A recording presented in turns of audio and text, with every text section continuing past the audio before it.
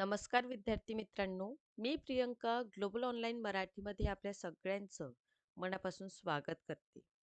आज आपण महाराष्ट्र सेट परीक्षा 2026 करिता क्वालिफाय होण्यासाठी काय महत्त्वपूर्ण टिप्स आहे जे आज आपण डिस्कशन करणार आहोत.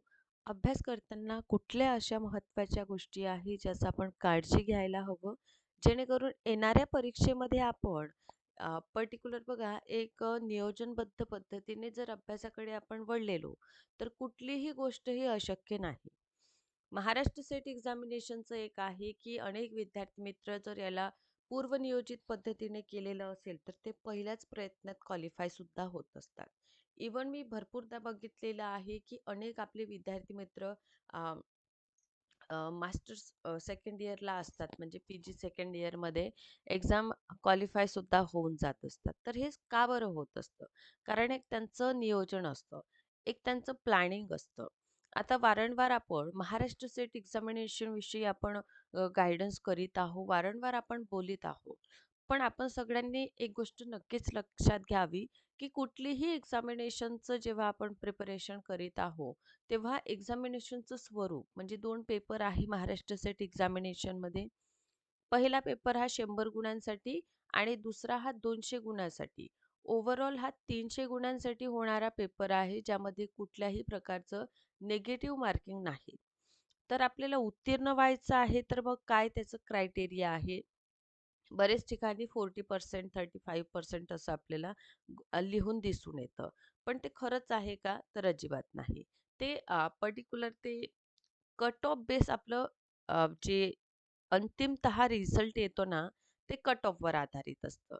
तर अशा वेळी कट ऑफ कसं आपण जाणून घ्यायचं किंवा कट ऑफ पाहिल्यानंतर काय असलं आपलं गोल सेट करायला हवं किंवा अभ्यास करताना कुठला असा भाग आहे, ज्याला पूर्वनियोजित पद्धतीने आपण व्यवस्थित करायला हवं. हे जाणून घ्यायचं आहे, तर आजचा पर्टिक्युलर व्हिडिओ लेक्चर खूप महत्त्वाचा आहे. ठीक आहे? तर लक्षात घ्या. सर्वप्रथम मित्रांनो आपण वळूया. काय गोष्टी आहेत? म्हणजे आज काय-काय डिस्कशन करावं लागेल आपल्याला एक्झामिनेशनच्या पॉइंट ऑफ व्ह्यूने. आता 2026 ची ही परीक्षा. यामध्ये सांगितलेलं प्रमाणे 2 पेपर आहे. 300 गुणांसाठी होणार 3 तासाचा कालावधी असेल. ठीक आहे. 300 गुणांसाठी हे एक्झाम होत असतं. बरं, एवढं कळलेलं आहे. पेपर 1 कॉमन आहे. पेपर 2 तुमचं सब्जेक्टिव्ह असेल. निगेटिव्ह मार्किंग नाही. त्यामुळे आपण प्रत्येकच घटक काय करू शकतो इथे लक्ष देऊ शकतो आणि सोडवू शकतो प्रश्नांना. पेपर 1 मध्ये 10 युनिट आहे. एक टीचिंग ॲप्टिट्यूड नावाची व्हेरी फर्स्ट युनिट आहे. त्यानंतर रिसर्चचा आपल्याला अभ्यास जो आहे तो करावा लागतो. त्यानंतर कम्युनिकेशनचा भाग आपण अभ्यास करूया. ठीक आहे. आता हे तर विद्यार्थ्यांना एवढं कठीण कधीच वाटलं नाही. Communication, ICT, people development and environment and higher education. हे इतकं काही तुम्हाला कधीच याविषयी जे असतं ना, डाऊट वाटत नाही. अनेक विद्यार्थी तर यासाठी बुकसुद्धा यूज करीत नाही. नोट्सच्या माध्यमातूनच क्वालिफाय होऊन जातात. बरं, प्रॉब्लेम कुठं येतं? आम्हाला प्रॉब्लेम येतं मॅडम युनिट 3 मध्ये. कम्प्रेहेन्शनमध्ये आम्हाला येतं प्रॉब्लेम. ठीक आहे? सगळ्यात महत्त्वाचं. बरं, कम्प्रेहेन्शनमध्ये आम्हाला प्रॉब्लेम येत असतं. फर्स्ट पॉइंट का बरं? कारण आम्ही प्रॅक्टिस करीत नाही. ठीक आहे. आणि इथे 10 मार्क असतात आणि कुठल्याही परीक्षेमध्ये 10 मार्क्स कमी असतात का? नाही. दुसरं मध्ये खूप अनेक विद्यार्थी मित्र जे आहे, एक मोठ्या कालावधीनंतर अभ्यासामध्ये वळलेलं असतं. त्यामुळे ह्या गटाचं काय मेजर प्रॉब्लेम असतं, तर 3 जे अभ्यासक्रमामध्ये युनिट आहे, डी-आयची आहे ना, मॅथ आणि आपली रिझनिंगची जे युनिट आहे, ते विद्यार्थ्यांना त्रासदायी होऊन जातं. का बरं? कारण पहा, एक पर्टिक्युलर आता रेग्युलरमध्ये जे विद्यार्थी असतात, त्यांना तेवढं मेजर इश्यू या बाबतीत नसतात. पण एक कालावधीनंतर विद्यार्थी ज्या अभ्यासक्रमाकडे वळतात आहे ना, तर त्यांना मेजरली या 2 पार्टमध्ये प्रॉब्लेम होत असतं. हे कन्सेप्ट बेस असल्यामुळे टीचिंग, रिसर्च, कम्युनिकेशन, आय-सी-टी त्यांना कळून जातं. पण इकडे थोडा आपल्याला मेजर इश्यू होत असतं. बरं, तर अशा वेळी करायचं काय? तर महाराष्ट्र सेट एक्झामिनेशन पेपर 1 साठी कंप्लीट कोर्स अवेलेबल आहे. ज्यामध्ये दररोज 9-8 वाजता लाईव्ह सेशन आणि 9 वाजता हे मॅथ्स अँड रिझनिंगचं सेशन अवेलेबल आहे. ओके. पाहिजे तितक्यादा रेकॉर्डेड सेशन बघू शकता. 10 युनिटवर आधारित नोट्स आहे. आता या नोट्सचा फायदा असं होतो, की कुठलंही रेफरन्स बुक वापरण्याची आवश्यकता नाही. MCQs आहे प्रॅक्टिससाठी आणि 10 वर्षाचं PYQ विथ डिटेल सोल्युशन मिळेल. नेटचा पेपर 1 इथे फ्री आहे आणि 1 वर्षाच्या व्हॅलिडिटीसोबत कोर्स अवेलेबल आहे. नवीन बॅच आपली 2 मार्चपासून सुरू झालेली आहे. फीज आहे ₹3000. यावर डिस्काउंट मिळेल. मात्र ₹2500 मध्ये हा कोर्स अवेलेबल आहे.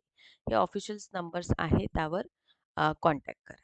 सेकंडली, महाराष्ट्र सेट एक्झामिनेशनमध्ये 2 पेपर आहे. Commerce management, computer science, political science, life science, history, economics, Marathi, chemistry, English आणि लायब्ररी सायन्स अवेलेबल आहे. याला तुम्ही जॉईन करा. ठीक आहे.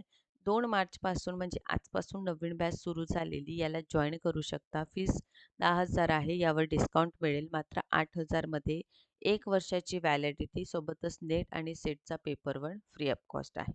बघा, हे नंबर्स आहे, यावर कॉन्टॅक्ट करा आणि कोर्सला जॉईन व्हा. एक्झामचं पॅटर्न मी तुम्हाला समजावून दिलेला आहे. 2 पेपर असेल. 300 गुणांसाठी हे पर्टिक्युलर एक्झाम होणार. आता हे जे क्वालिफिकेशन असतं ते कट ऑफ बेस असतं.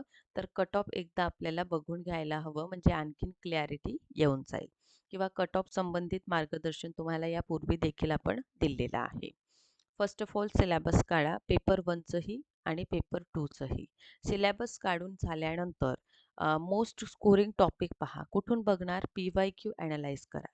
ॲटलीस्ट आपल्याकडे वेळ आहे तर 7 ते 8 वर्षाचा आपण PYQचा आता अभ्यास करू शकतो. ठीक आहे. कारण एक पर्टिक्युलर एक्झामिनेशन जी आहे, डेट आली नसल्यामुळे आपल्याकडे वेळ आहे अभ्यासाला.